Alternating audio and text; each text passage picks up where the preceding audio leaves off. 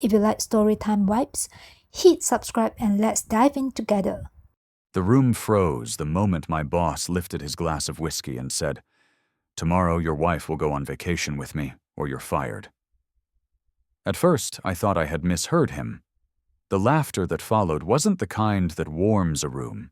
It was sharp, uncertain, like everyone was waiting for someone to say, "Just kidding." But no one did. Then my wife smiled, actually smiled, and said, "I agree." My heart didn't break right away. It was more like it forgot how to beat for a second. I looked at her, searching for a trace of guilt, hesitation, anything. But all I saw was the reflection of the chandelier in her eyes, and a smirk that wasn't meant for me. People started whispering, glasses clinking nervously. My boss, Daniel Reeves, the man I'd admired for 8 years, leaned back in his chair like a king who'd just taken another piece in a game he'd already won. I wanted to shout, to flip the table, to ask her why. But instead, I smiled. Maybe that's what shocked them the most, that I didn't explode. I simply stood up, nodded politely, and walked out of the room. Behind me, laughter started again, louder this time. But it didn't reach me, because in that moment I wasn't broken. I was awake. I knew what I had to do. I just didn't know how far I'd go yet. We'd been married for 9 years, 9 years of shared dreams, quiet dinners, arguments that ended in laughter, and mornings where she'd steal my coffee and smile like it was her secret weapon. I met her when she had nothing. 2 part-time jobs, a car that coughed more than it ran, and eyes full of restless hope. She told me once, "You make life feel possible again." I believed her. God, I believed every word. I worked hard, maybe too hard. Every promotion, every late night at the office was for us, for her. I wanted to give her everything she once said she could only dream of. When she called me her rock, I thought it was love. Now I know rocks don't feel pain until they start to crack. Looking back, the signs were there, hiding in plain sight. The new perfume that wasn't for me. The late-night texts that made her smile, followed by that quick tilt of her phone screen. I asked once who she was texting, and she laughed, that soft, dismissive kind of laugh that makes you feel stupid for even asking. "Work friends," she said.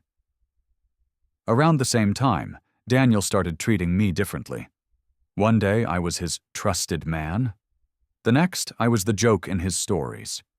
He gave me promotions with one hand and impossible deadlines with the other. Sometimes when I stopped by his office, I'd find her purse there. "I just dropped by for lunch," she'd say, too casually. I wanted to believe her so badly that I built entire explanations in my head just to protect her from my own doubt. But then came the morning everything changed. I came home early. Her laughter echoed through the kitchen. Light, familiar, but wrong. Daniel's watch was on the counter. When she saw me, she froze. Only for a second. Then she smiled, as if nothing had happened. "I can explain," she said. But she never did. That night, I didn't shout. I didn't cry. I just lay there, staring at the ceiling until sunrise, realizing the truth. They hadn't just betrayed me. They'd underestimated me. After that night, something inside me changed. The world didn't feel real anymore, like I was watching my life through glass. I went to work. I smiled. I answered emails. But every word I spoke was rehearsed, every gesture calculated. My colleagues thought I was fine. My wife thought I was blind. My boss thought I was broken. They were all wrong. I wasn't broken. I was sharpening.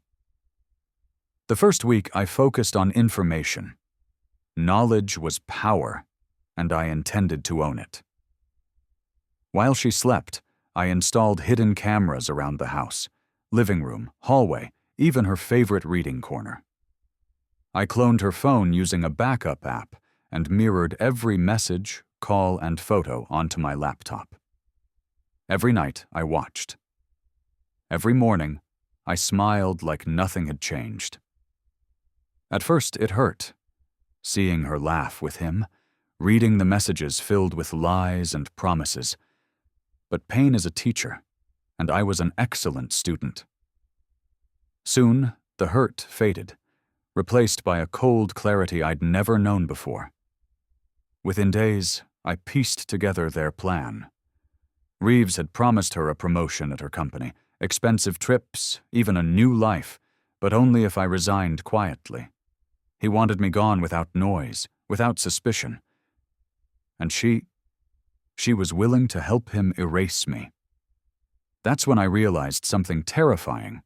Love doesn't die when someone betrays you. It transforms. It becomes something else. For me, it became precision. So I gathered evidence. Screenshots, videos, receipts. I traced a secret bank transfer. Money Reeves had stolen from company funds to rent a private villa for them. And then I added insurance. I reached out to an old friend in IT, asked him to mirror the company's server for security purposes.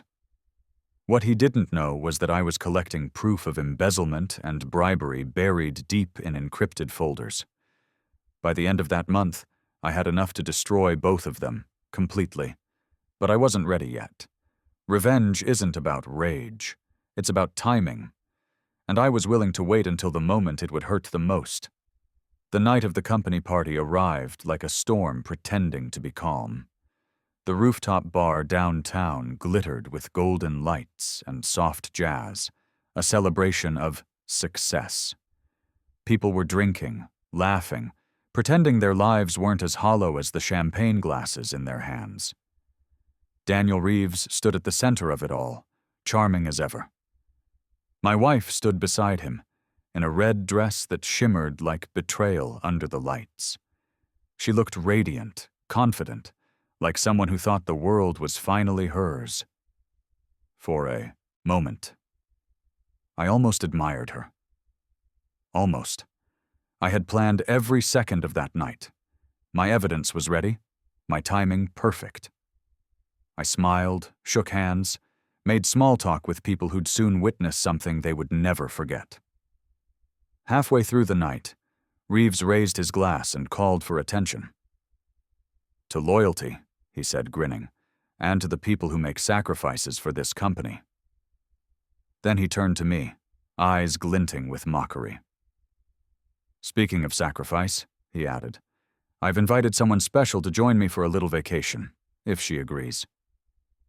He looked at my wife, and she, without hesitation, smiled and said, "I agree."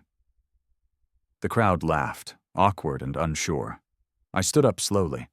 My hands didn't shake, my heart didn't race. I was calm, terrifyingly calm. I walked out of the room, ignoring the whispers behind me. When I returned, I was holding a small black folder. I placed it gently on the table between us. "Daniel," I said quietly, "you might want to open that." He frowned, but opened it anyway. Inside were printed bank statements, screenshots, and photos, evidence of his embezzlement, his private villa, every secret transaction. His smirk faded as he flipped through the pages. "I sent copies to the board and the federal office this morning," I said evenly. "You're done." He laughed, a short, broken sound. My wife looked confused, panicked. "What is this?" she whispered. "It's everything you sold me for," I said. Then I pulled a small remote from my pocket and pressed play. On the giant screen behind us, the one meant for the company slideshow, a video appeared. Her, him, in our home. Gasps filled the room. Someone dropped a glass. Reeves lunged forward to stop the video, but it was too late. His empire collapsed in less than a minute. I leaned close enough for only him to hear. "Tomorrow," I whispered, "you won't have a company, a wife, or her." And then I walked away, leaving silence, ruin, and justice in my wake. By the next morning, news had spread like wildfire. Daniel Reeves, the man who once ruled the office like a king, was suspended pending investigation. Within 48 hours, he was arrested. The company issued a statement about internal fraud and professional misconduct. His empire crumbled faster than anyone imagined. As for my wife, she tried to come back. 2 days after the party, she stood at my doorstep, mascara smudged, eyes red and pleading. "Please," she whispered. "I made a mistake. I was confused. I thought—" Her voice cracked. She looked smaller than I remembered. Fragile, human. For a second, I almost felt pity. Almost. I didn't yell. I didn't even look angry. I simply handed her an envelope. Inside were the divorce papers, and a note that said, "You made your choice public. So did I." She stared at it for a long time, as if the words might change if she looked hard enough. Then she nodded, turned around, and left without another word. I never saw her again. In the weeks that followed, people whispered about me. Some called me cruel, others called me brave. They said I destroyed a man's life at his own party. Maybe I did. But they missed the truth. I didn't destroy anything. I only revealed what was already rotting beneath the surface. Betrayal doesn't ruin people. It unmasks them. It shows you who they've always been, and who you might become if you let the pain consume you. For me, betrayal wasn't the end. It was a beginning. I learned that justice doesn't always wear a uniform or carry a badge. Sometimes it wears a calm smile and holds a folder. And that night, justice looked exactly like me. Now, when I walk past the city skyline, I see the lights differently. Sharper, colder, honest. Every reflection on every glass window reminds me of that rooftop night.